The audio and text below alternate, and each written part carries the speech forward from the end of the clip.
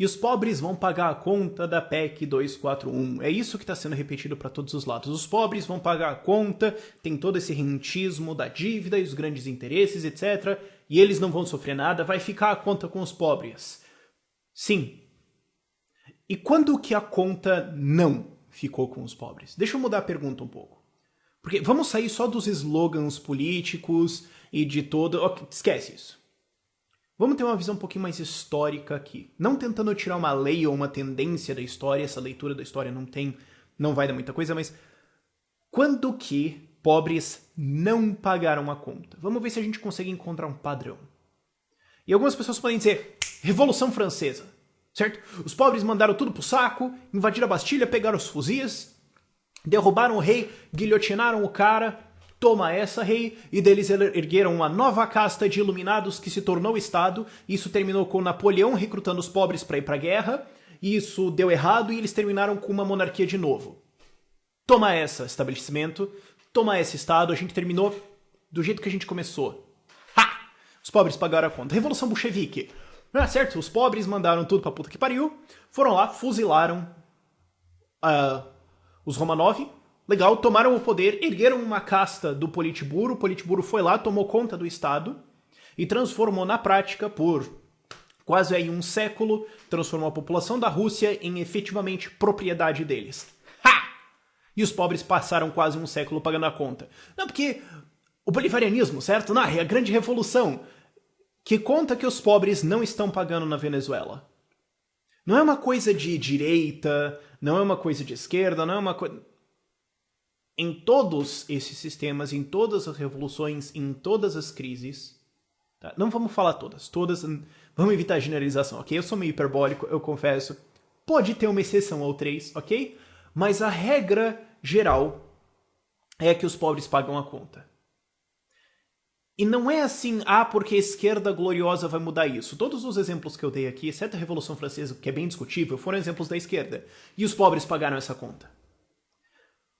Por que será que isso acontece? Por que será que a gente vê esse padrão de novo e de novo? E a resposta que nós libertários, que nós anarcocapitalistas temos a isso, é que, assim, não tem nada de errado, ok, gente?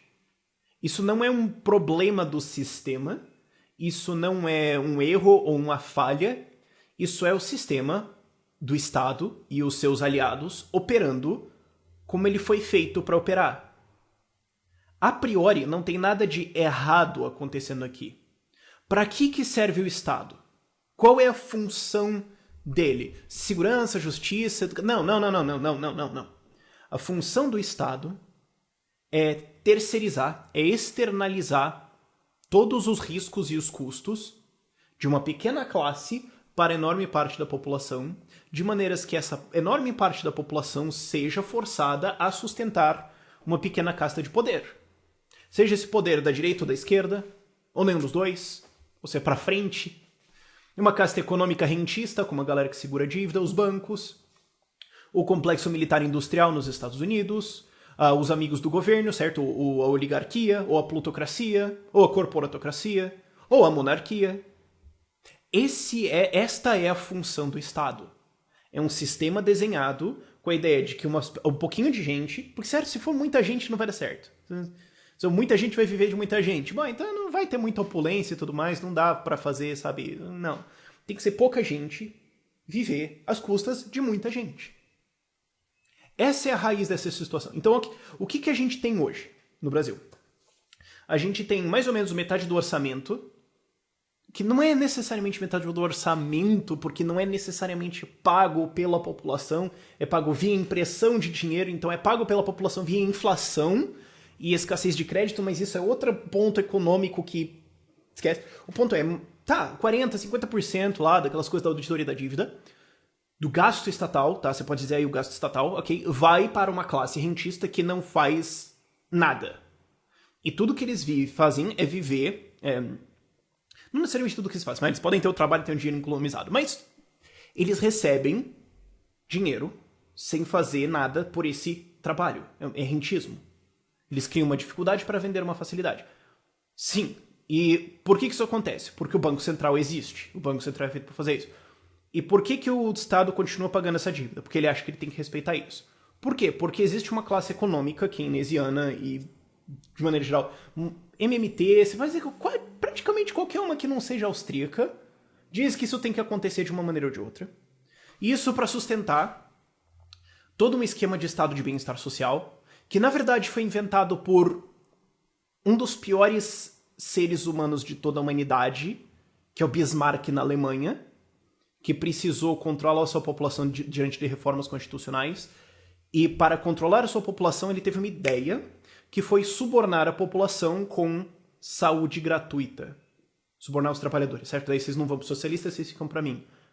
Certo? Não que isso seja, não que a ideia de subornar a população seja muito nova na humanidade, ela existe praticamente desde sempre, mas neste formato atual foi criado pelo Bismarck. E o sistema de ensino, me recuso a dizer o sistema de educação, às vezes sai por piloto automático, mas o sistema de ensino foi criado também na Prússia com explícito e desenhado e único intuito de doutrinar a população e manter a população domesticada, calma, submissa ao Estado, pronta para a guerra e sem muito pensamento crítico. Esse era o intuito do sistema de ensino. Então, toda essa estrutura financeira existe para manter toda uma estrutura de suborno e pacificação da população para que você, indivíduo normal, ache que você tem que pagar imposto. Esse é o objetivo final. Que você pense, eu deveria trabalhar para sustentar uma classe política que vai viver às minhas custas e cuidar da minha vida, porque se eu não fizesse isso, eu seria livre. E liberdade é ruim, porque eu sou idiota, eu sou burro, então eu morro. Sabe, a humanidade é podre. Então, se não fosse essa classe política me controlando e dizendo o que eu tenho que fazer e me protegendo da minha própria imbecilidade, eu morreria. Então eu preciso pagar imposto.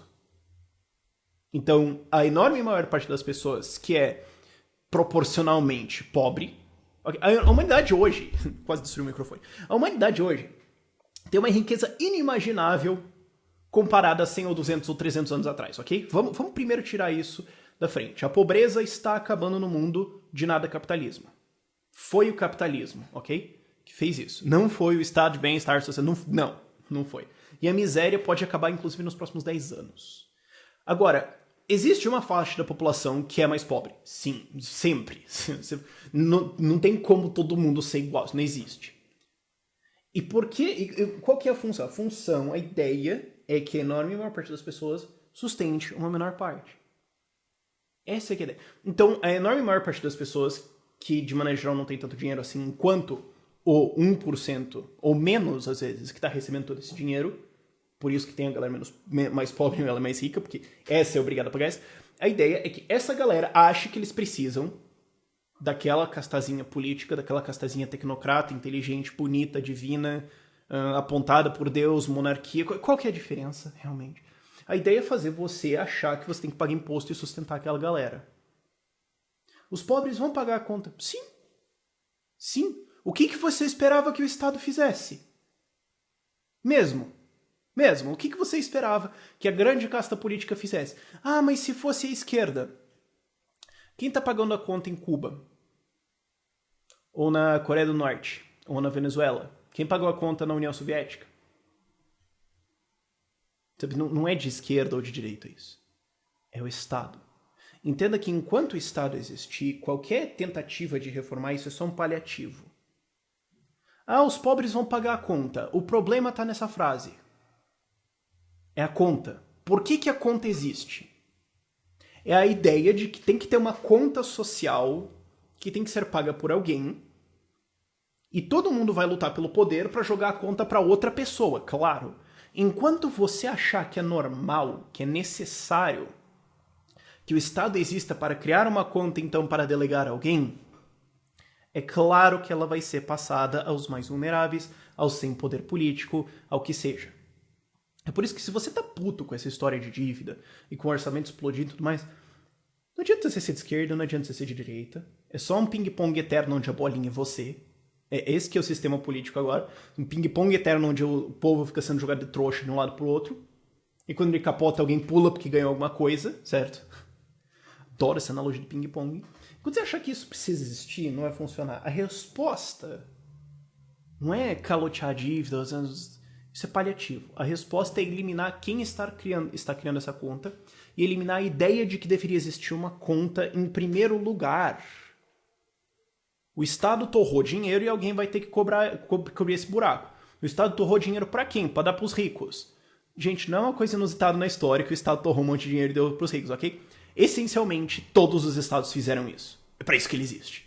E a conta vai ser passada para alguém. Corta o Estado, ok?